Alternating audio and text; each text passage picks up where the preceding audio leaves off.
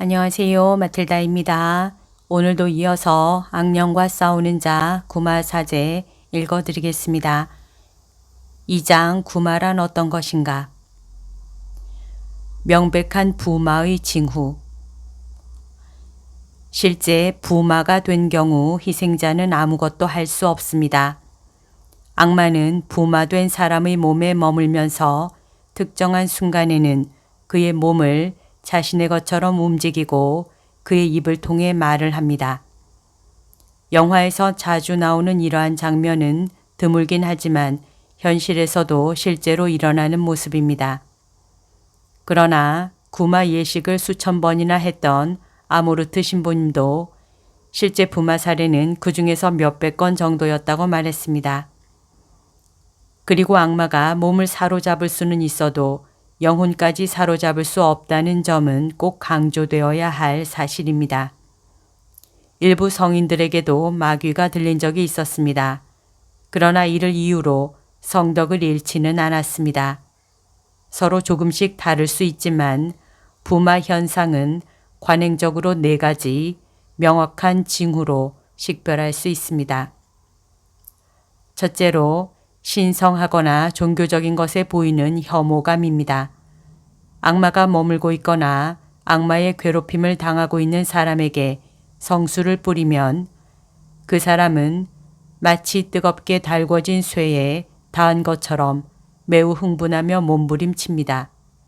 성경, 성화, 십자가 등 성물이나 죽성된 물건을 보게 되거나 그 물건이 닿았을 때에도 같은 반응을 보입니다. 엄밀한 검증을 위해 구마사제들은 악마에게 시달린다고 여겨지는 사람을 일반적인 물로 닦아봅니다. 일반적인 물로 닦을 때 악마에게 시달리고 있는 사람은 어떠한 분노나 두려움도 보이지 않습니다. 또 다른 아주 중요한 징후는 배운 적이 없는 언어를 말한다는 것입니다. 구마를 하다 보면 종종 부마된 사람이 트랜스 상태에 빠졌을 때 그리스어, 라틴어, 아람어 등 고대의 언어나 배운 적이 없는 외국어를 구사하는 경우가 있습니다. 그리고 정신이 들면 자신이 방금 전에 사용했던 언어를 말할 줄도 이해할 줄도 몰라 합니다.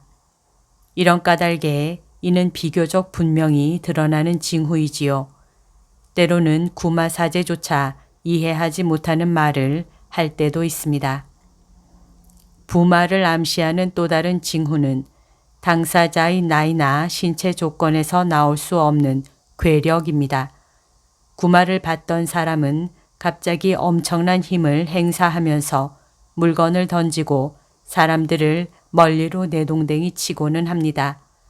구마 예식을 하면서 악마에게 고통받는 사람들을 움직이지 못하도록 압박 벨트로 고정하는 일이 괜히 잦은 것이 아닙니다.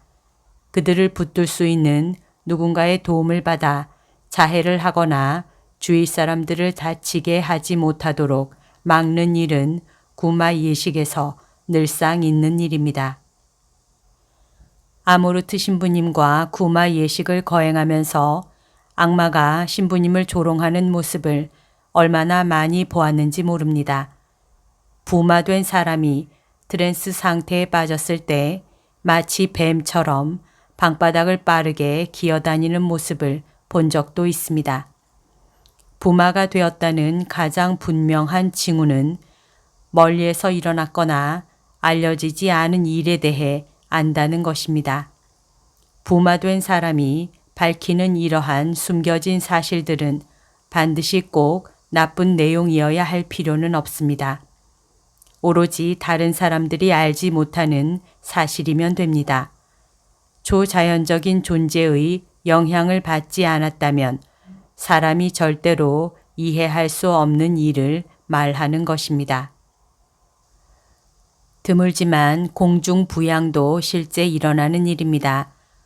국제구마사제협회의 전직 협회장이기도 한 잔카를로 그라모라치 신부님이 관련된 사례를 언급했던 적이 있습니다. 신부님은 부마된 사람이 바닥에 떨어진 뒤 땅에서 몇 센티미터 떠오르더니 뱀처럼 아주 민첩하게 움직이기 시작했다고 증언했습니다. 구마사제는 위와 같은 징후들을 아주 주의 깊게 인식하고 식별해야 합니다. 이 때문에 구마사제는 단순히 구마 주문을 반복하기만 해서는 안 됩니다.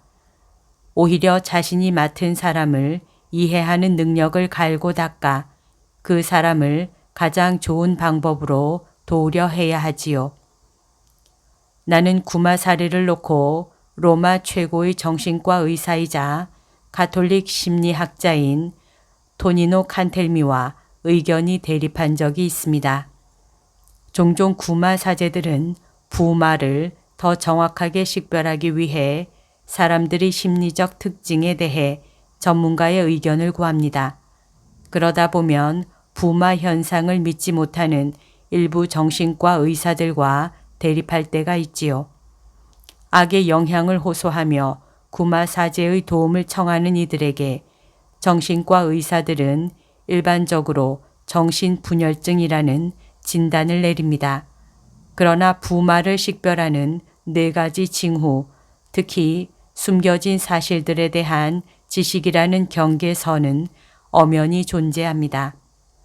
나는 주교님이 임명하여 구마 사제직을 수행해야 하거나 악마에게 시달리는 사람들을 돕고자 하는 사제에게 가장 필요한 것은 무엇보다 거룩한 생활과 신중함이라는 덕목이라고 생각합니다. 그리고 뛰어난 식별력을 발휘할 수 있도록 심리 문제 및 정신 질환에 대해 상당히 잘 알고 있어야 한다고 생각합니다. 이와 함께 인간의 영성, 역동적인 내면의 광장에 대한 이해도 동반되어야 합니다. 물론 이러한 노력을 다 하더라도 때로는 100% 확신을 갖고 식별하기가 어려울 때가 많다는 점을 명심하기 바랍니다. 여기까지가 오늘 들려드릴 내용입니다. 오늘도 하느님의 뜻 안에서 서로 사랑하는 하루 보냅시다. 사랑합니다. 축복합니다.